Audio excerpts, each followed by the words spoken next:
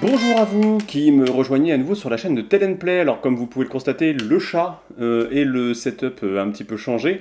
Je suis de retour en métropole et par conséquent j'ai dû m'adapter. Aujourd'hui on va parler de Dédale, un jeu qui est en financement participatif sur les 12 singes. Et pour ça, un petit générique. Check.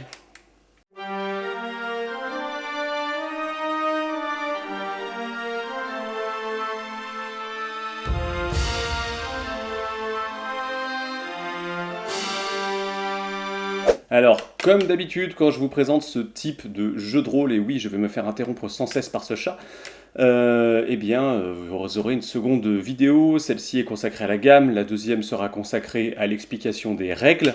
Tout d'abord, il faut savoir que Dédale s'intitule Mazes en anglais, et c'est l'œuvre de Chris O'Neill, Patrick Clapp et Nat Mesnard, qui sont à l'origine aussi du système de jeu Polymorph et qui ont œuvré pour l'éditeur Ninth Level Game, qui est du coup l'éditeur de Mazes en anglais, donc Dédale, tel que le nom a été choisi pour cette traduction. Alors, qu'est-ce que propose Dédale en termes de jeu? Qu'est-ce qui le différencie d'autres jeux de rôle qu'on connaît déjà? Eh bien, en termes de principe narratif, puisque l'idée c'est de créer une histoire à plusieurs, Dédale propose quelque chose d'old school, de s'inspirer des nouvelles de Weird Tales plutôt que des romans avec 10 000 suites. Donc on n'est pas forcément sur un format très campagne, on est plutôt sur un format one-shot à la base. Bon, j'aurai l'occasion de reparler des campagnes parce qu'on peut quand même en faire dans Dédale avec ce système de jeu, mais l'idée c'est quand même de jouer 2 heures, le temps d'une soirée entre copains, que la création de perso aille vite, que le jeu soit efficace. Donc voilà, l'idée c'est quand même de démarrer toujours avec tout l'équipement dont on a besoin, les personnages sont préparés, et de commencer à ce qui s'appelle la porte de l'aventure. Alors la porte de l'aventure, ça peut être la porte du donjon, ça peut aussi être un cadavre qui tombe dans la rue en pleine ville, ça peut être un pain dans la tronche alors que vous êtes en train de boire une bière à la taverne. Bref, il y a plein de manières de voir ce concept. L'idée c'est pas forcément, même si le nom suggère des labyrinthes, puisque c'est Mazes en VO. Oh, cet arbre à chat n'était pas très stable. Du coup, dans les ambiances, en termes de fantasy, on est plutôt sur quelque chose de l'ordre des nouvelles de Conan que du Seigneur des Anneaux, donc quelque chose qui n'est pas un grand cycle, mais des petites histoires, donc de la bonne vieille Sword and Sorcery pour les ambiances. Et du côté du système de jeu, on est sur quelque chose qui se veut bref, nerveux, efficace. Voilà, c'est ça que propose Dédale aujourd'hui. Qu'est-ce qu'il y a, mon chat? Tu veux venir avec moi? Hop.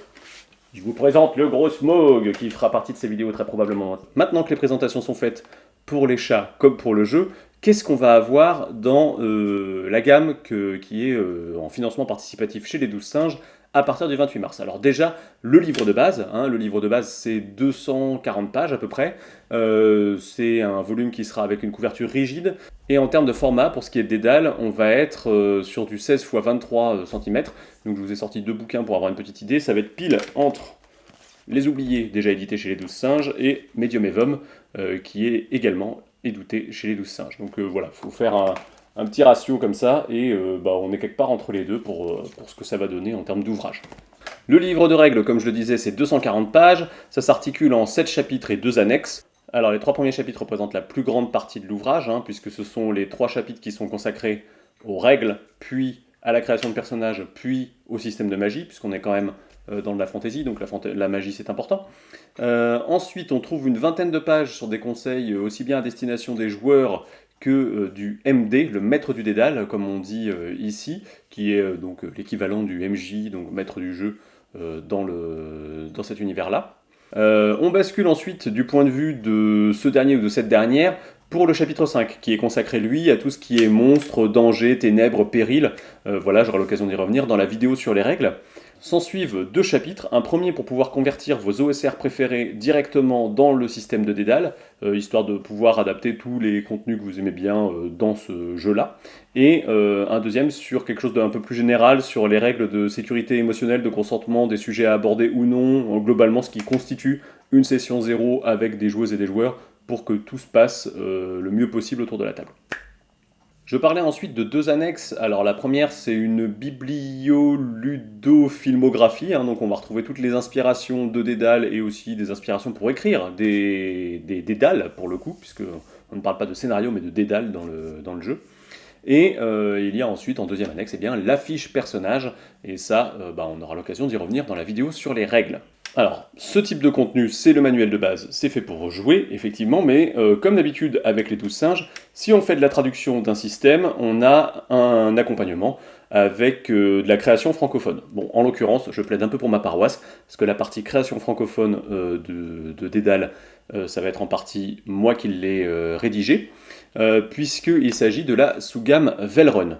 Alors, dans cette sous-gamme, vous allez avoir 3 livrets, chacun font 32 pages, avec un format souple, un peu comme celui-là, hein, comme le Medium Evum. Dans l'idée, le premier de ces 3 livrets est un livret consacré à l'univers, donc au Velrun, la région que les joueuses et les joueurs vont pouvoir explorer dans cette sous-gamme. C'est un livret qui est lisible par les joueuses et les joueurs comme le maître ou la maîtresse du Dédale, puisque il va falloir alimenter, vous allez voir, on verra dans la deuxième vidéo, la mécanique de flashback aussi bien pour, on va dire, le maître du Dédale que pour les joueuses autour de la table, et par conséquent, on va avoir besoin d'un peu de contenu sur cet univers, et c'est à ça que sert ce livret. C'est aussi une bonne base hein, pour écrire vos propres scénarios. Et des scénarios, il va y en avoir, puisque le deuxième livret, c'est une mini-campagne qui contient 3 scénarios, et le troisième livret, du coup, comprend également 3 scénarios, mais qui, eux, sont indépendants. Alors, il y a une option pour pouvoir les jouer avec la mini-campagne, qui est inclus dans le livret, mais si vous souhaitez juste faire une partie d'un soir, c'est peut-être vers ça que vous vous tournerez pour commencer à jouer à Dédale. Alors, de quoi elle cause la mini-campagne? Alors, elle va se passer principalement dans le nord du Velrun, puisque j'ai décidé de découper cette région en 2 parties. Au nord, quelque part quelque chose d'un petit peu civilisé, en tout cas un endroit où les gens vivent et où il y a des routes pour pouvoir circuler. Au sud, un endroit qui a été dévasté depuis que les elfes ont disparu. Et donc, on ne sait pas pourquoi, on ne sait pas comment, mais ça fait un peu partie du principe du manuel de base, hein, c'est-à-dire évoluer dans un espèce de, pas de post-apo de fantasy, mais en tout cas d'un univers un peu déchu. Donc les elfes ont disparu, le sud, on n'y met plus les pieds parce que tout le monde considère que c'est un endroit néfaste. Ils seront explorés dans les 3 scénarios indépendants, notamment une ville en ruine elfique du nom d'Everlyn. Et pour la partie qui est au nord, donc la mini-campagne, eh bien, ça va commencer aux archives du crâne, alors que les aventuriers s'apprêtent à rentrer chez les bibliomanciens, comme on les appelle. La porte des archives est fermée depuis un certain nombre de semaines, et personne ne comprend pourquoi. À la suite de cela, les aventuriers vont découvrir qu'ils sont opposés à des adversaires assez redoutables qui s'appellent les Srovat, et ces Srovat vont être un petit peu le fil conducteur au fur et à mesure de la campagne, puisque cela va amener, entre autres, les aventuriers sur une île volante à la poursuite des chevaucheurs de Blizzard, ou encore dans un siège en cours entre les barbares du Nordvert et la cité d'Eldion. Enfin bon, il y a tout un tas de petites choses là-dedans, donc voilà, on va dire en guise de starter pack pour Dédale. Alors, il n'y a pas que ça dans la pochette Velrun, puisque je vous ai dit, il y a le livret univers, la mini-campagne, les scénarios. Il faut aussi compter une carte de la région, imprimée en couleur, et vous allez avoir également des fiches. Alors il y a des fiches de boss, donc principalement dédiées aux Srovat, hein, ces espèces d'entités un peu énigmatiques, et puis des fiches de PJ pré-tirées, parce que la particularité de Velrun, c'est qu'on a essayé de trouver qu'est-ce qui pouvait unir les personnages joueurs autour d'un concept. Donc en l'occurrence, le concept c'est les veilleurs du Velrun. C'est un espèce d'ordre un peu déchu qui essaie de retrouver des lettres de noblesse et qui va être amené à circuler un petit peu partout dans la région.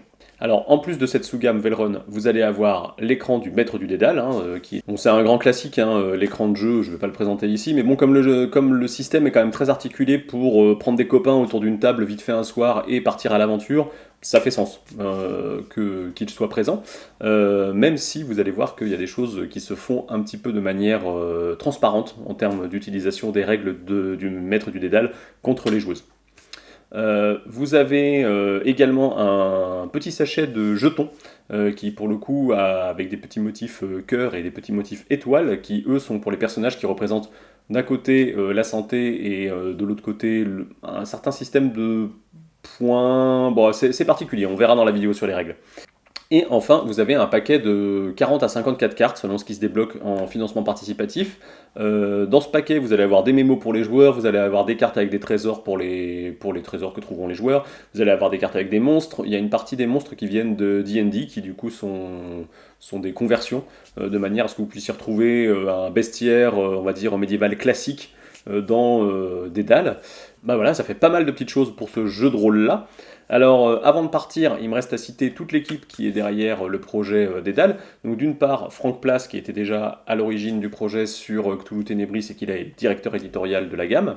Vous avez la relecture qui a été assurée par David Audra. Vous avez ensuite côté illustration Maxime Place pour les illustrations françaises entre autres, et Maciel Zagorski, j'espère que j'écorche pas son nom, Eric Herchet. Et enfin la mise en page, elle est signée Sébastien Sellerin. Donc voilà pour ce qui vous attend, voilà pour les noms des gens qui ont contribué à cette gamme, et que je remercie au passage puisqu'ils m'ont donné l'opportunité de travailler avec eux. Voilà, vous savez tout maintenant, il ne vous reste plus qu'à aller voir la vidéo sur le système de règles, qui est un tout petit peu plus longue parce qu'il y a beaucoup à dire, c'est un peu particulier, et en même temps c'est assez simple à prendre en main. De mon côté, je vais essayer de faire un petit actual play de démo avec un des scénarios indépendants, un peu sur le modèle de ce que j'ai fait pour Cthulhu Ténébris avec l'œil de Laurent Canou. Ça sortira en cours du financement participatif parce qu'il faut d'abord que je réunisse les joueurs pour le faire. Et sur ce, portez-vous bien, et puis à tout de suite pour la vidéo sur les règles.